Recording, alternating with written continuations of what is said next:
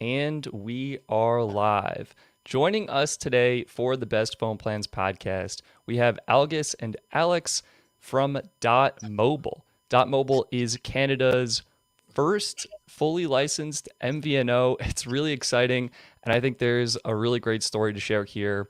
So, Alex and Algis, how are you guys doing today? Good, thanks. Thanks for having us. Yeah, it's a You're very good day. welcome. So I was wondering if we could start off by talking about the wireless landscape in Canada. Who are the key or major players in Canada right now when it comes to wireless? I think it's easy to start with just describing it as a very concentrated market. So there are three major players: Rogers, Bell, and Telus, that have more than 92% of the market share, revenue market share in Canada, and then all of them have few flanker brands, so-called, for mid-range and a bit more affordable. And there are some regional providers as well, such as Freedom Shaw, that's being purchased actually at the moment, acquired by Rogers. And you also have in some other provinces, you have other players such as Videotron and Eastlink in Atlantic Canada, and SaskTel, and a few other smaller regional players such as Iristel in northern provinces, etc. So it sounds like it's actually opposite of the US. I think we have three major networks, so that sounds pretty similar. But we have, I think, I want to say over 200 MVNOs. It sounds like in Canada, it's the opposite, where there's literally only the regional providers, only the MNOs, and no one's operating virtually. Has it just been challenging for MVNOs to get started? Is it like carriers haven't been open to that? What's been going on there? Well, we're the first one, first full MVNO, and we're kind of making this path for other MVNOs, we feel like sometimes. There was this big proceeding recently by CRTC about allowing MVNOs to enter into Canada, and that's, I guess, one of the proof that that kind of access wasn't available, especially when you talk about the specific kind of access that we are looking for, which is with our own core network located in the public cloud. We're sort of following the newer trends, and in Canada at the moment, there's many low value kind of resellers and branded resellers, etc. But there are no true MVNOs, and there are no full MVNOs. Yeah, so that's interesting. So you guys are paving the way, creating a path. Hopefully, this does lead to more new MVNOs going forward in the future. And I think sorry, I was hoping to add to Algis's go ahead, comment Alex. on the no MVNOs in Canada. I think when you look at some of the things that have kind of brought the Canadian market there, compared to the US, there's a little more of a kind of a protectionist regulation around the industry, which tends to be kind of typical for Canada around kind of communications and broadcast and so on. And so not only are there no MVNOs, but there's also kind of rules against foreign ownership and a bunch of other things that help to kind of keep things very cozy. And so it's maybe a good way to describe how those big are, very cozy. Yeah, I think I saw you had a post that, if they own 90% market share, they're doing tons of revenue. I think one of you had a great article that kind of broke down the revenue of, 10% is actually building and operating the towers, 10% is, I can't remember, but I know like maybe 20% estimated for, providing customer service and support. And then you have this huge chunk, like 28% is just like profit. And there's less incentive for competition there. And it's actually 44% in average wireless profitability in Canada. Yeah, you're right. Wow. Yeah, so Yeah, it's kind of world class in terms of profit. Yeah, I think you also mentioned in one of your posts that they, on average, are, giving, what is it called? They're, trying to protect their monopoly that they've built by lobbying government agents like 2 times a day or something on average, which is crazy. Yeah, that was last year's stat, and it was something like that. It was 500, close to 600 times last year. The government got lobbied by Big Three, and some of it is obviously, due to 5G. There is a new auction coming out in about a month's time for a mid-band 5G, very important one. So there's lots to talk about, but they certainly are very active in this regulatory kind of environment, trying to protect current status quo and not to let in too much competition. I think that's what's going on there. Yeah, interesting. And I guess the other thing I wanted to touch on is in the US with the major networks, we have Verizon, AT&T, T-Mobile. They blanket all of the United States. How is the network structure set up in Canada?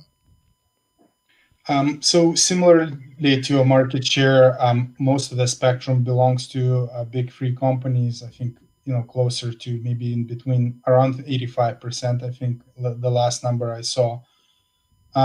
So that spectrum holding means that still the infrastructure is being built mainly by these three companies, and it does make sense to have the scale when you build this infrastructure. I think the question is what happens when you have that all network infrastructure, which currently covers 99.5% of Canadian population, and 96% of that is with LTE advanced, with high speeds and usually a fiber to the base station. That means like a top candidate for 5G last mile site. If you talk about how the 5G will go in all of these sites and on that coverage. But they realized as well that they can share the networks. Two biggest networks, Bell and Telus. Bell built the network in the east, Telus built the network in the west, and they kind of MVNOs to themselves. They share the network in between.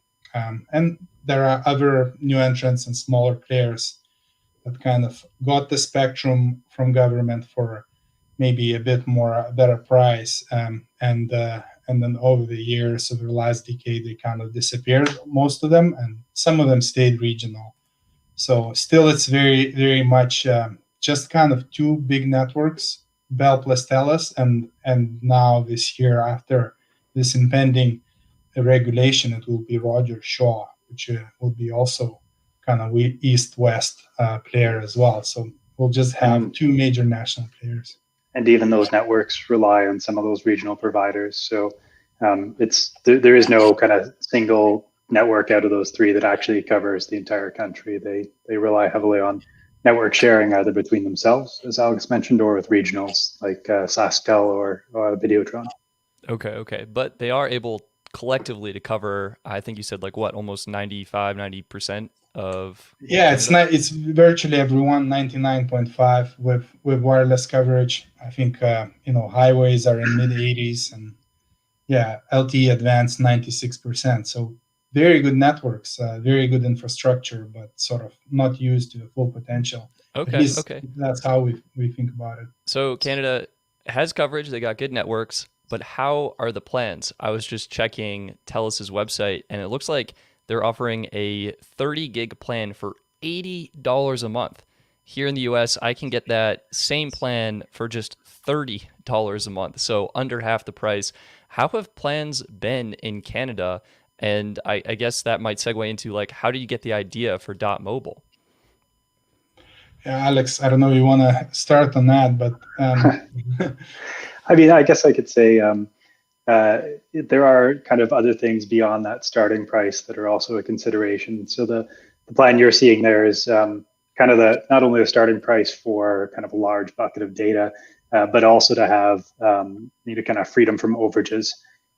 So almost anything below that ends up also having maybe somewhere between $10 to $20 in overages if you use an extra 100 megabytes beyond what the plan included.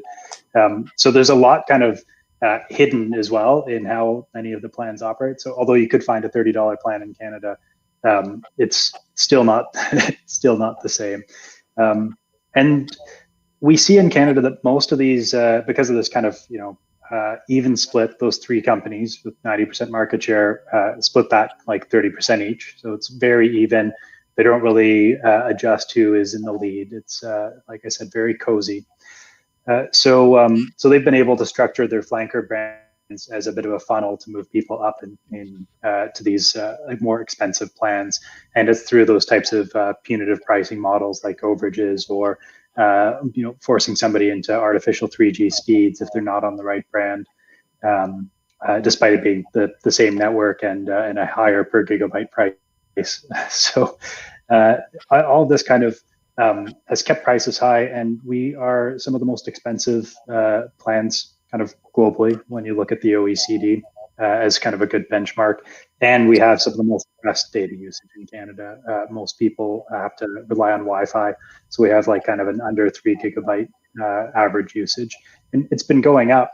And you could say it's been going up in high percentages because it's been so low, but it's just so low compared to the global averages.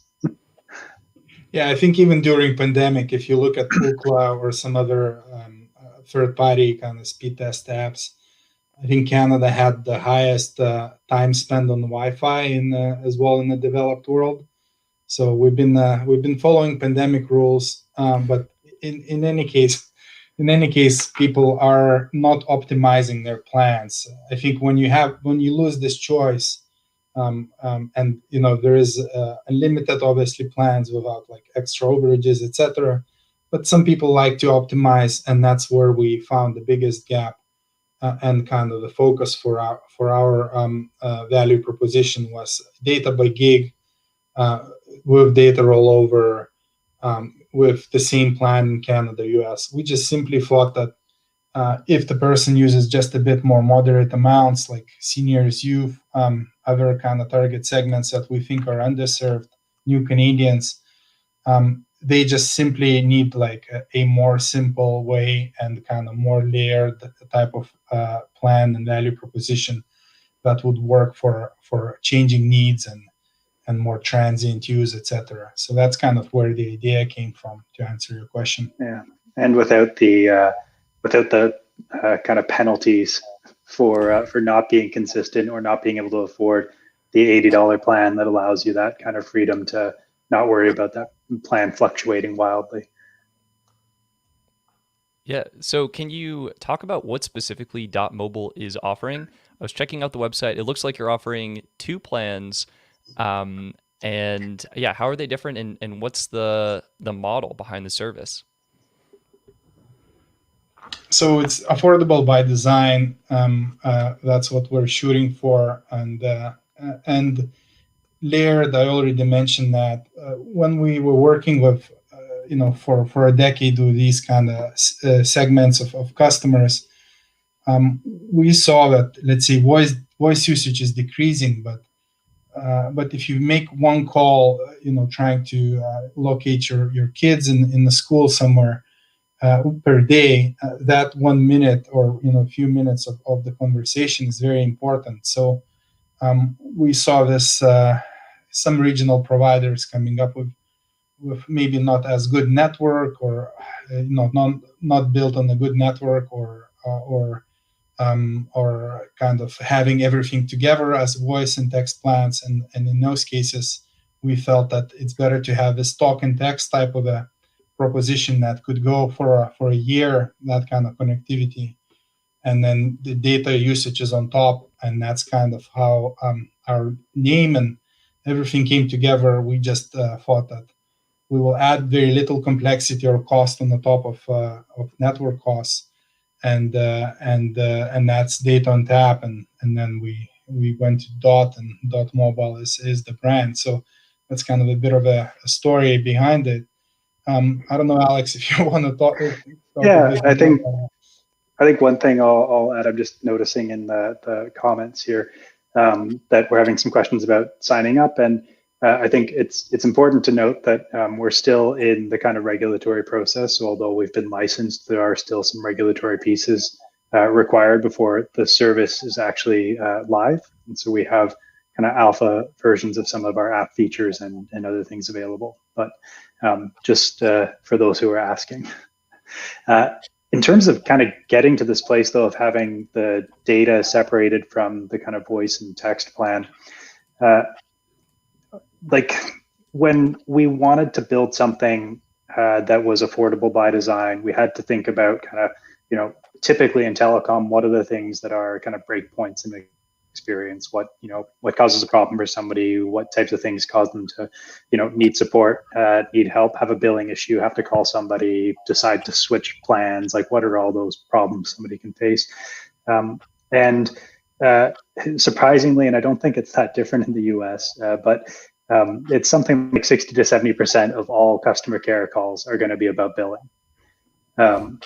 So that tells me there's something fundamentally wrong with how people are being billed for their wireless services. If like they've got this huge infrastructure set up to handle people's phone calls and everybody's calling about their bill, and we've gone to conferences and you hear these people from these other telecoms, these big ones, talking about the great innovations they're doing in customer service. And they're like, we put a chatbot that talks to people before they get to talk to a real person, and it saves us a bunch of money because now they're talking to the robot instead of somebody that cost me money. And that's just, again, band-aids and not solving root cause problems. So that separation of talk and text and data, it's kind of like fundamentally taking one of the more variable pieces, both from a cost to the provider. So especially as an MVNO, it's kind of one of your biggest wholesale costs. And also the most variable thing in somebody's usage. So talk and text, we know, is fairly steady. Somebody might call a little bit more or less on a monthly basis, but the cost model is very stable with it. Whereas data is going through all kinds of evolution. Every generation of wireless network changes the cost model for it. And it's also got the biggest kind of amount of new use cases being generated. So people are using data in different ways. Kind of every month, there's a new app, there's a new thing to do. There's watching and participating in the live stream. So all of this kind of changes the dynamic around data and changes it very dramatically, kind of a month-to-month basis or a person-to-person basis. So if that's the most variable piece, we should separate it from the other stuff. You should create tools around it so that if you are being billed for that and you need to set controls as an individual, you can set that based on something that's kind of within your own realm. So I budget on the calendar month, so I want to set controls over the calendar month because that's when I pay rent on the first of the month. So I want to make sure that also on the first of the month I'm not worrying about my mobile plan, which happened on the 17th for some reason. So kind of all of this coalesced into this kind of two simple plans, data on top, and a kind of a lot of work in the background in the app to help make things simple. Yeah, no, that's awesome. Like, I love, you can give people unlimited talk and text if they want it. You offer an annual discount for people who can afford it and know they'll have the service for a longer period of time. And then it sounds like you're offering a ton of flexibility with the data, which is awesome. Where did the idea for like infinite rollover data come from? Like, I know in the US, like, plans expire and then they renew on a monthly basis. It sounds like you're able to provide this data bucket that you buy and can basically use until it runs out, where it may last 1 month or 2 months or 3 months, depending on how you buy it. So like, where did that idea come from? And what kind of tools do customers have, or will they have access to kind of manage that usage and cost? I can start on this one. If we kind of think about, again, that wholesale model, so as an MVNO, we're getting access to resell some component of the network, and in this case, it's just the radio access side. Once you have that and you can kind of package it up and sell it, the more complexity you put around how you package it up, the more difficult it is, the more billing inquiries you get, and so on. So like a typical way to do it as a telecom is to say, I want to sell a plan and it's got, let's say, we'll just use 1 gigabyte as an example, just to give us a number. And I'm going to say that it's actually unlimited. But, in the background, I'm just, I know I can only afford to give 1. But I know that there's going to be like most people using like 10 megabytes and other people using a couple of gigabytes. But I make everybody pay for the 1 to get that kind of unlimited feature. And so you have the low users subsidizing the high users. And there's concepts like breakage and a bunch of other things that you have to build into it. And like it sounds great from being able to pitch a particular product, but it's not working correctly for a large sum of people and working better than it should for another group of people. So we wanted it just to be very simple. We would take whatever it was that was kind of coming from the network, and we would add as little complexity on top of that as possible, both from a technology standpoint, as well as kind of a products and pricing standpoint. And once we figured all that out, you start thinking, what else can you do? And you can make it more transparent. So if you know the price and it's yours forever, there's no kind of questioning or decision making on what's the right plan, how do I do it, am I optimized? It's kind of like continuously self-optimized based on your usage. August, I don't know if you want to add. Yeah, and I think it's important to add that maybe Canada is like 5 years behind US, or I don't know, maybe a decade behind on the prices and general pricing level. If we would be at the $1 per gigabyte type of price here, I think we would have maybe other ideas, etc. But I think it's important now to have a pricing model like ours, because we see seniors, we see like youth, and paying close to 18 Canadian dollars per gigabyte because they use 1 or 2 gigabytes and they're forced on 35, 40, $45 plans. So we think that that's kind of the real issue in the market, and dotmobile can offer something good and something that actually changes things in the market. So we could lead with that kind of a proposition, how things will evolve with 5G. We see cost per gigabyte going to another 10 times less than from 4G. So an average household usage here is about 220, 250 maybe gigabytes per month. So if you have that kind of economics on 5G in the future, you will still have these two different models, one unlimited and one optimized. And since we're about simplicity, we went for we're about, I guess, market that's yet to be addressed. We went for this kind of a service that's a bit more optimized and a bit more fitting the needs of that end of users. Sure. No, I think that's brilliant. Actually, I love that system. It sounds like it's going to be affordable and customizable for users, and most importantly, flexible. Like if people are traveling and just visiting Canada for a short duration, they can easily hop on. It sounds like you guys are going to be supporting eSIM, which is super awesome. You can just scan a QR code, get activated with your dotmobile service, and get coverage where you need it. What has been your process and journey like for becoming a proper, Canada's first full licensed MVNO? Well, we turned into a bit of lawyers here, me and Alex, but it wasn't the first time we've been going through that regulatory kind of process, testifying on the stands and writing up long legal documents. We've for me, it was the third time I was a part of wireless code of conduct years back when Canada moved from 3-year to 2-year contracts, got rid of phone blocking, and instilled some of the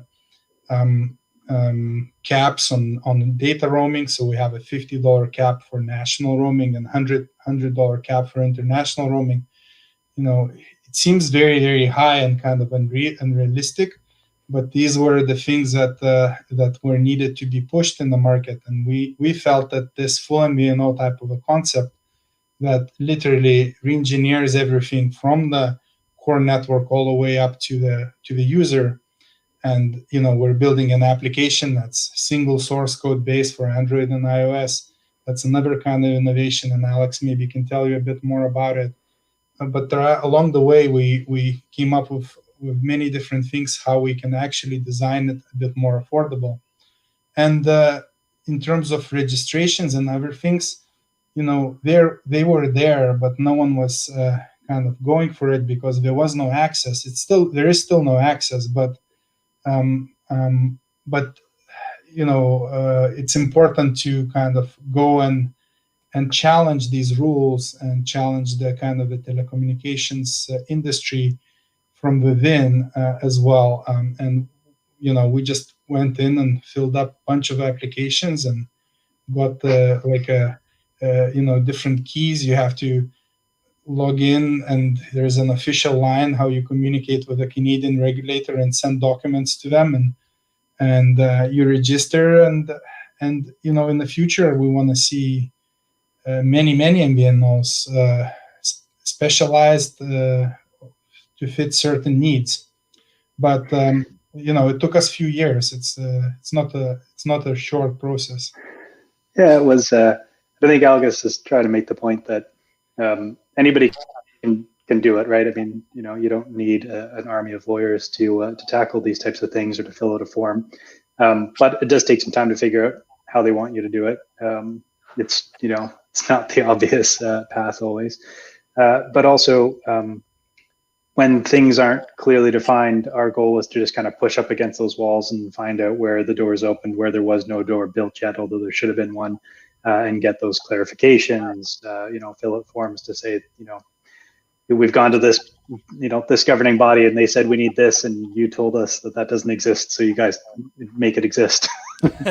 And around numbering, or like, are we allowed to have our own numbering and portability, etc. These kind of things. As a full MVNO, are we allowed to have our own network code? And we went for a 302.100 as our network code, and it was not done before by anyone, and we thought it's important that someone does it.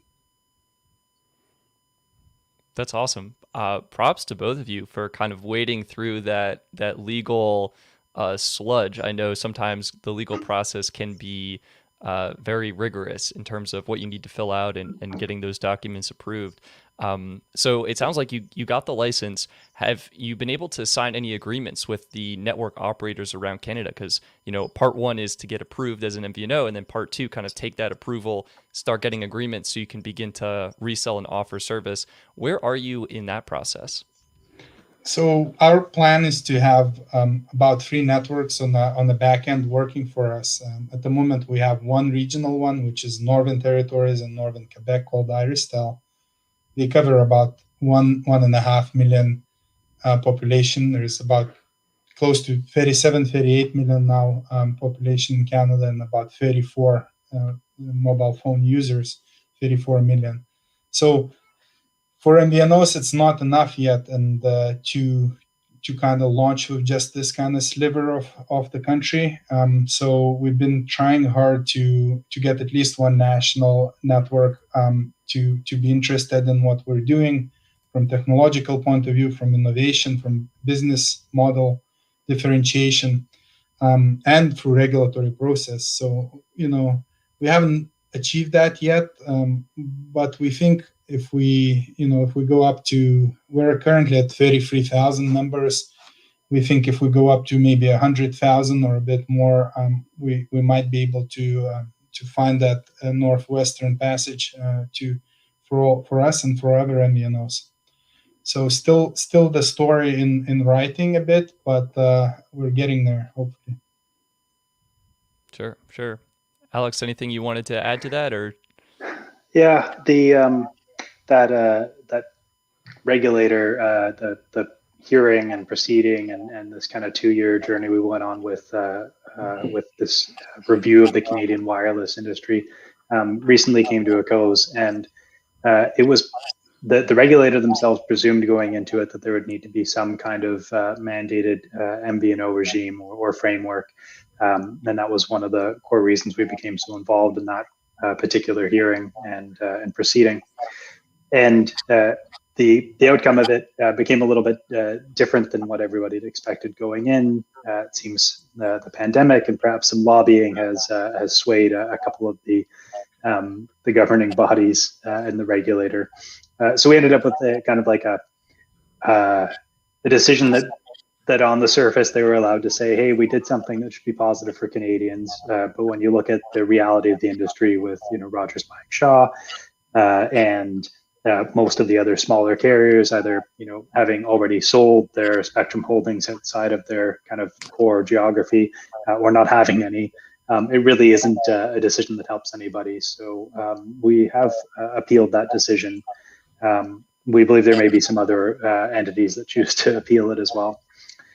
And we have to kind of continue down all those paths, right? Like get enough Canadians to say, yes, we want something different. Prove that this model does not disrupt the kind of existing status quo, which is, if these big three carriers want to sell iPhones on contracts with unlimited plans, there are Canadians that need that and they can continue doing it. But they're leaving behind a whole bunch of other Canadians that need a different solution. And we believe we can serve them at a lower cost, and it actually would be more profitable for them to allow us to take those customers. And then the final one is hopefully seeing some light at the end of the tunnel on this very long regulatory path. Yeah, and actually, I feel like that's kind of an interesting story. I was reading on your site, you've done an excellent job following this. It sounded like in 2009, you had a policy direction kind of created by the CRTC, which is the Canadian Radio, Television, and Telecommunications Commission, and this emphasized building the networks, establishing more towers, covering more people, and the result from 2009 to 10 years later, 2019 or whatever, I don't feel like Canada really saw that much of an improvement in their wireless telecom space. And no, we didn't. It sounds and like it's 2000. It's 2006. We've been looking up. It's 2006 to 2019, like 13 years difference. Like YouTube launched 2015 in December, and if you 2005 in December. 2015 was when the Netflix launched. We feel that when the government was, contemplating this kind of policy that got signed into law in 2006, they were not thinking about, AWS-based core network or machine learning or any other kind of advances in technology that are right now making the biggest difference in telecom kind of architecture, etc. So we're challenging them based on this kind of kind of old BlackBerry Nortel kind of black eye a bit, because in 2006, prior to iPhone launch in 2007, it was a very different world, and we feel that they put too much weight on the facilities build, and if we go back into the beginning of conversation, 99.5% of population covered and 96% with LTE. You already have a lot of infrastructure that you just need to be using better. Yeah, there's also a bit of a just like a fundamental flaw in the argument that to improve competition, we should have somebody else building more network to compete when our existing incumbent carriers are already sharing networks and not building out their networks to compete against one another. It seems like silly to say, well, all we need is one more person to come in and build networks against them, given their head start in spectrum holdings, and spectrum is important because that's your right to broadcast on the airwaves. So, and you need a lot of it in order to serve customers if everybody's using their cell phones. So, fundamentally flawed in my opinion to continue down that path. Yeah. It sounds like those are the most expensive parts of the network, building the towers and buying the spectrum. So it's almost prohibitive to make that the defining characteristic of trying to achieve competition. So if you were to write or influence the policy direction, like what are some key ideas or concepts you feel should be included to help establish more healthy competition in the Canadian marketplace?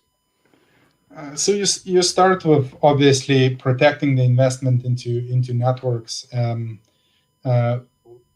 do want to have a good infrastructure. So that wholesale rate that needs to come out from regulatory or from commercial negotiations needs to put enough emphasis on actually having good networks. But that's only 10% of revenues get invested into capital expenditures in Canada, about $2.9 billion per year in 2019. So the Canadian market is $29 billion per year with 44% profitability. As I mentioned before, 10% of it goes to build towers and other capital expenditures. So if you do want to start innovating similarly to as on fintech, there's open banking concepts. That's where you open it, and that's that's where the majority of the competition and majority of kind of new things will come into the play in the telecom market. People are annoyed by spam calls. It's ML, yes, it's machine learning. Gmail solved it. Telecoms can solve it as well if we move to public cloud and use better tools. If you want to have a better spend control, you look maybe to banks, or we probably never allow you to spend an extra cent over your limit, or things like that. They figured it out. There's many other things that are not related really to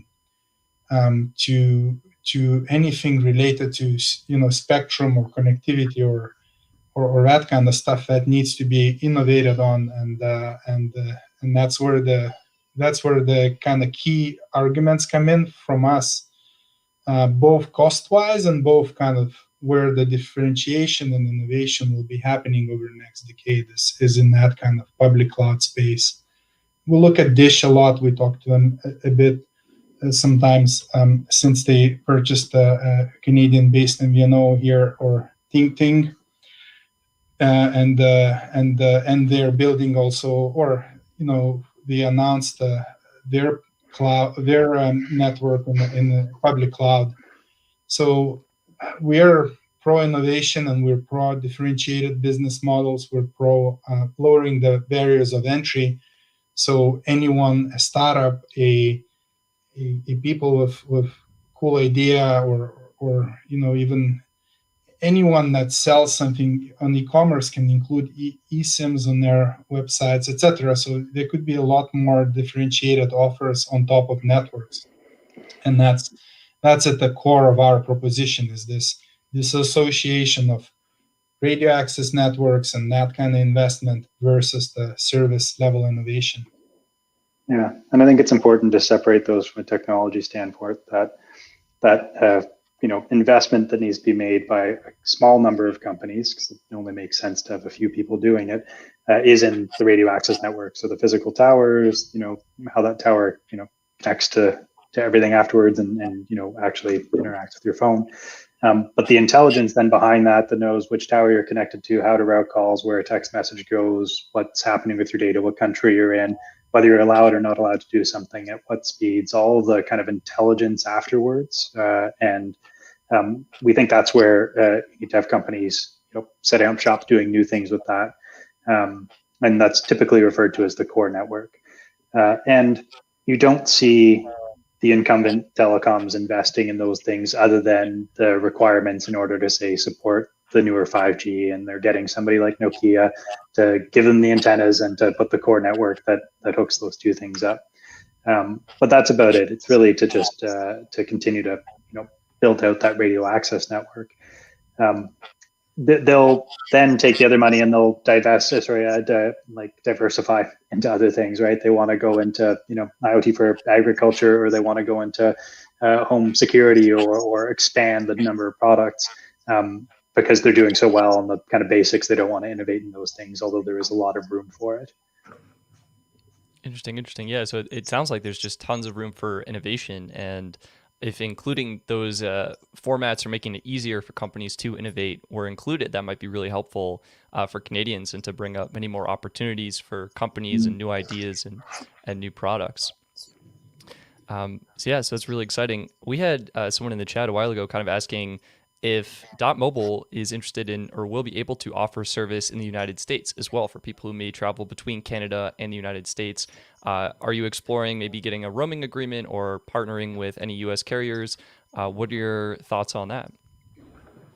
We are talking to few carriers in U.S. for ensuring our members will get the connectivity in the States.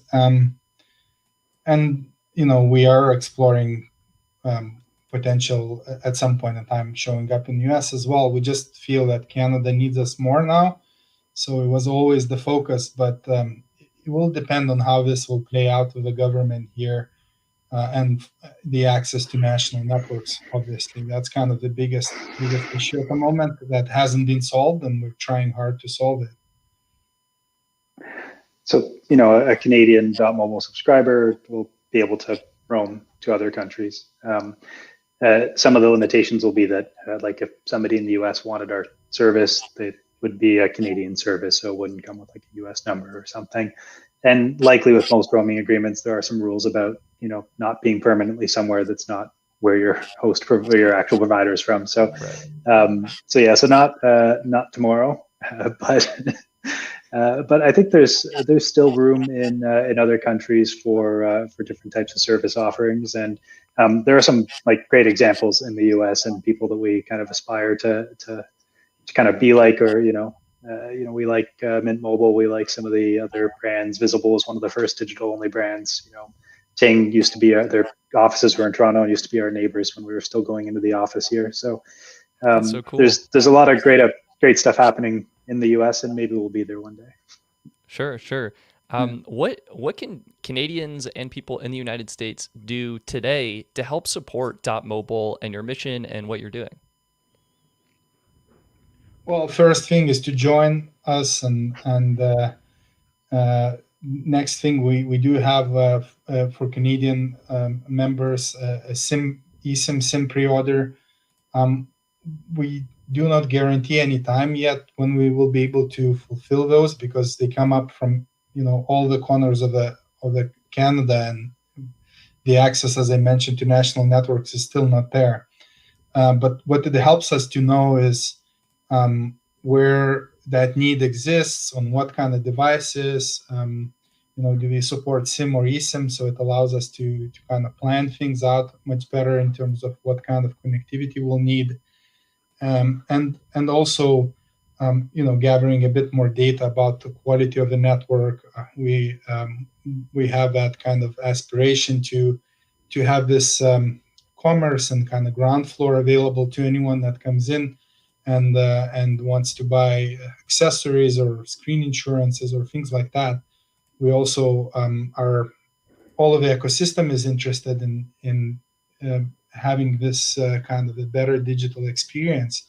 And we see more and more of ecosystem players, whether selling used phones or refurbished phones or better screen insurances, or etc., kind of trying to join us. So we have this kind of a separate play or value-added service that we're working on, and we encourage users to buy from us, not from the carriers they hate, usually in Canada here. So that's another way of helping us, is actually to voting with your wallet now, and so like progressing from here to and we have other things that, because we're challenging the government, we have a way for users to kind of look up their members of parliament and kind of send an email and that kind of stuff. That's also coming up, and we had that in our emails. So a few ways to support the movement and dotmobile at the moment. I think, if I could, this might be a good segue, and I don't know if you'd be steering us here anyways, to talk a little bit about what it is that we already have. So we can't sign you up for service, but obviously we've got a website. But we also have an application that you can get for your Android or iPhone.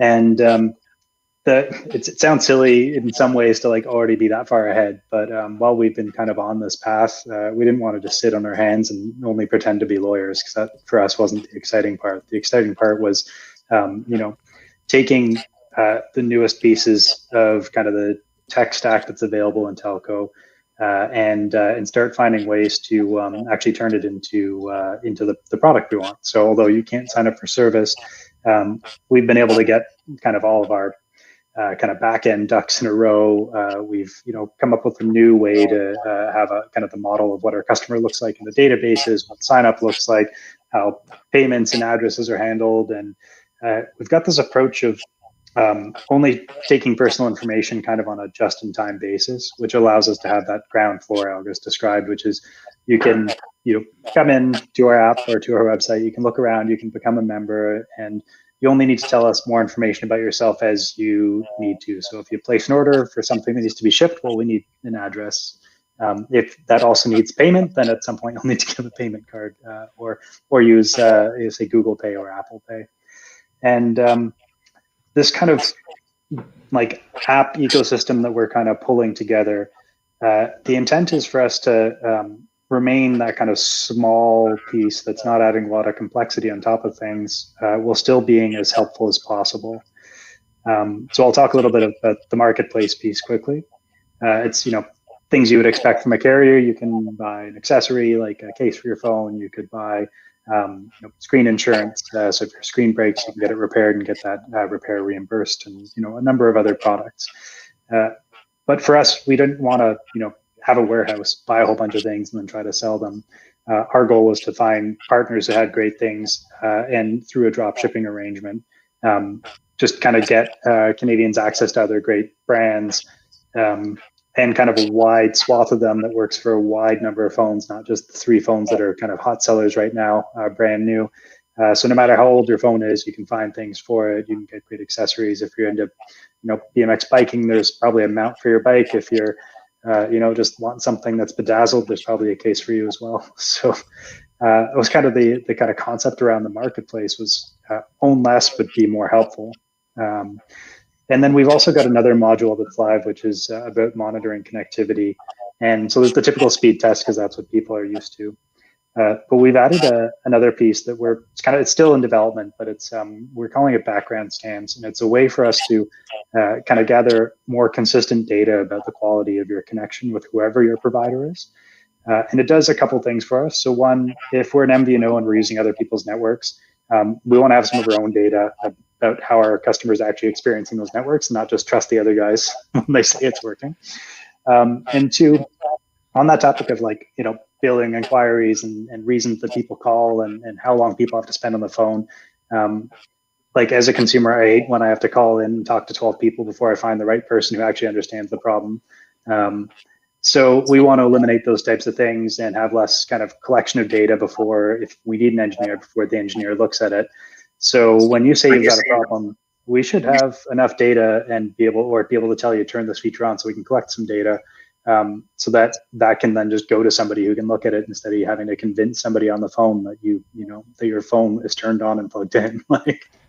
So those are the types of things that we've kind of already been building. And anybody who downloads and uses the app, it's in an alpha. Most of these features are in kind of early MVP state. We're just trying to get core things out there that help prove out how our backend is functioning and help us get some data so we continue to build out some of the kind of more backend tools. But it helps anybody using it. It's it lets us know what's working, what's not. If something breaks, you can tell us, and we say, "Oh yeah, that's something we need to fix," or "Yeah, we know that's broken, and we're going to fix it when it's the right thing to fix." Because again, we're probably at 10% of our journey towards that kind of beta launch or wireless service launch, because it's not it's not linear. Development is not linear. The resources we can assign, etc. But that's the new way to build things, and that's kind of how we can do it at the moment. Yeah, it's amazing. So much of your app and website and experience has been thought out, planned, and in some cases developed even in an alpha version before you really even have the spectrum. So it sounds like once you get the spectrum access, you can more quickly begin to roll out the service and even get more data. Yeah, we think that part is a lot easier, but it never is. That's great. One thing you mentioned was this marketplace concept, bringing retailers together so that customers or users of dotmobile can browse on the app, buy accessories for their specific phone, cases, screen protectors, insurance. I know it's very popular for the MNOs to offer 2-year contract agreements for devices, financing deals and agreements. Is that something you've thought of, have considered offering? What are your plans around device financing or contracts? So it will come. We're already considering it also in kind of a marketplace format where you can choose perhaps a couple of different lenders or a couple of different finance institutions that can provide you that kind of payment plan on certain device that you want to buy. So that exists, but we also think about members selling to members with some trusted party in between that can do a data sanitization or change the screen or do other things. So it's an ecosystem that supports us but also allows us to, because it's fully digital, it's based on drop shipping, etc. Then we can be a bit more universal of what we market in the market, and how we do marketing and how we attract customers. It's part of that kind of a business model of the digital service provider these days to have these kind of things. But we don't see that much of other brands taking too much on it, because they took the different path. They had their access and ESIM, and that's obviously one of the first things you would do, and then forget other things, push it back to the kind of end of the line.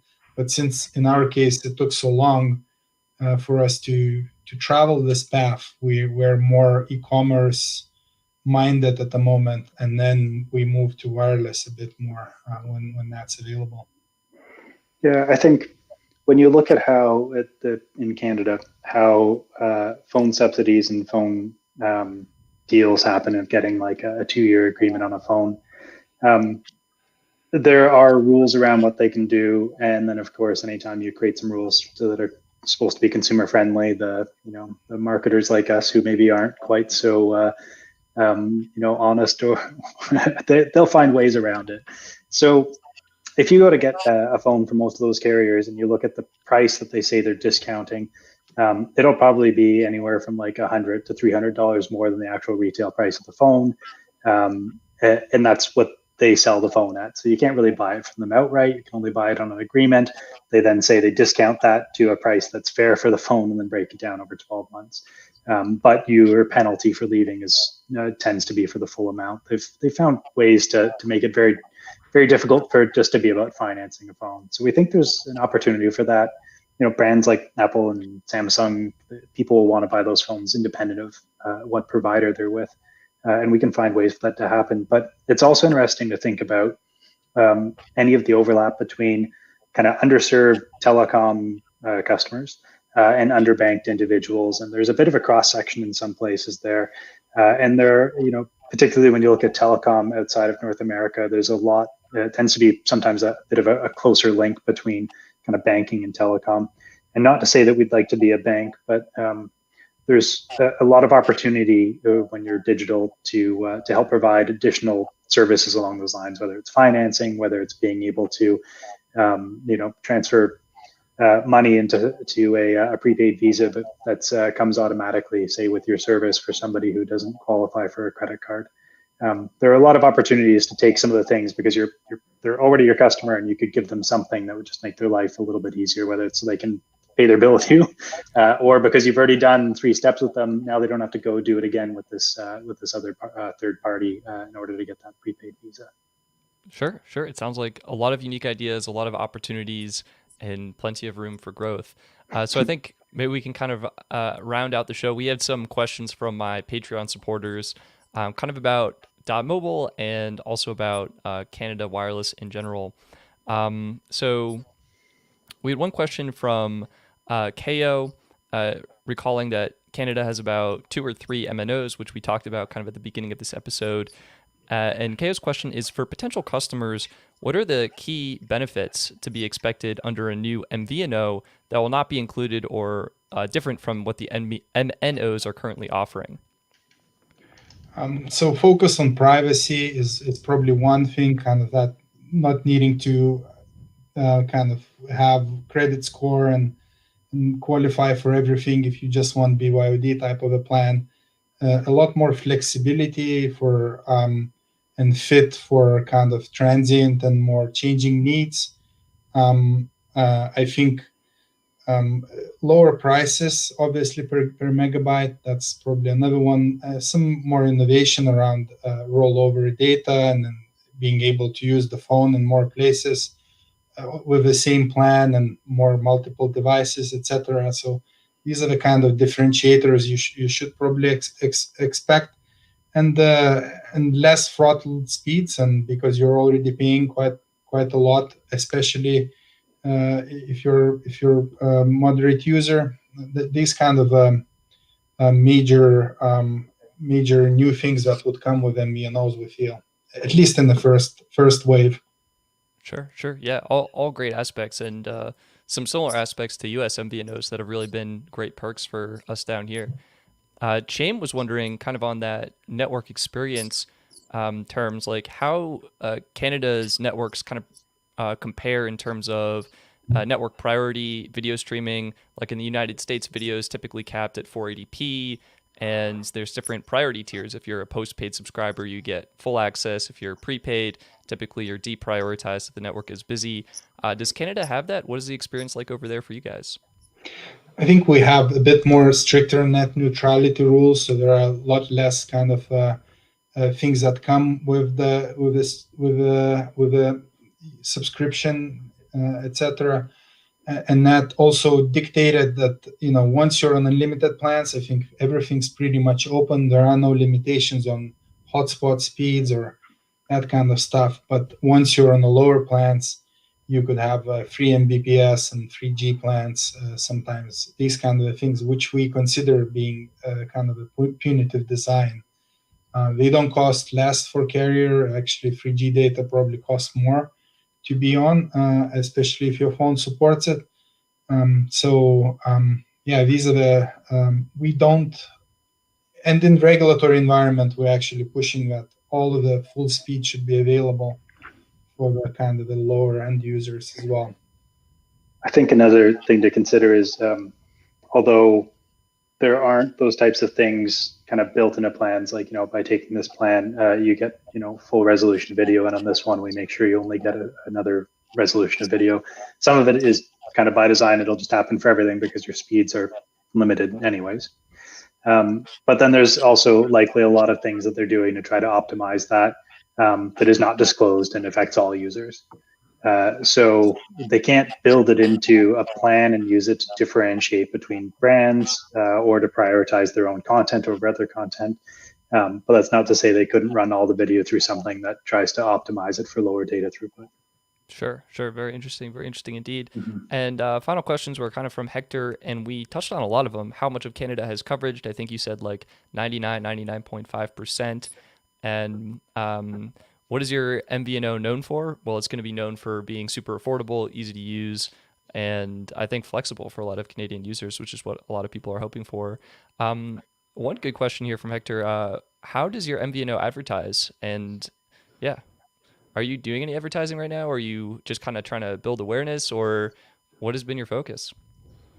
Digital mainly, and the content marketing, I think, is kind of one thing we found. YouTube, similar to you, like we had to explain people what the full MVNO is and how it works, etc. So we started from YouTube and started with some content on our blog post and telling the story, how we're building it. So that was kind of the main focus for us. A bit of a search ads, a bit of display ads along the way. Perhaps in the future, some partnerships with rate comparison sites, etc., which we feel will be part of ecosystem. Similar way as XP Days for travel. We feel that anyone looking for plans should be going to a rate comparison site, one or two or three of them, and actually arriving at the best option for them. So these are the main things, and we'd like to have Ryan Reynolds or someone like that on board, but he's taken. So we're hustling, we're trying hard. Yeah, I'd say it's not traditional advertising, right? There's no billboards, there's no posters, there's no TV ads, but content has been our focus, and it's just we're just not in a position that we want to throw a ton of money at Google, because I don't know if you've ever done Google advertising, but some point you're just competing against the guys who have tons of money for the same spot all the time. Yeah, no, you're so right. You're so right. Well, Algis and Alex, I want to thank you. I know you're very busy building dotmobile. Alex, you're a keyboard warrior typing out all of the articles or many of the articles on the dotmobile website. Is there anything you want to leave the audience with? Any key messages or anything you want to say? Thanks for tuning in. Appreciate any support, and thanks for inviting us on the show, Stetson. Yeah, Absolutely. I agree. This is always a good opportunity to maybe talk to new people about what we're doing, and hopefully get some more people fired up and wanting to see some change. Yeah. Absolutely. You have over 33,000 members on Mobile right now. So hopefully that continues to grow as people learn about the service, become interested, and become excited about it. So yeah, Algis and Alex, I want to thank you so much for joining us today on the Best Phone Plans podcast. Please take care and have a wonderful rest of your day. Thanks, guys. Thank you. Thank you.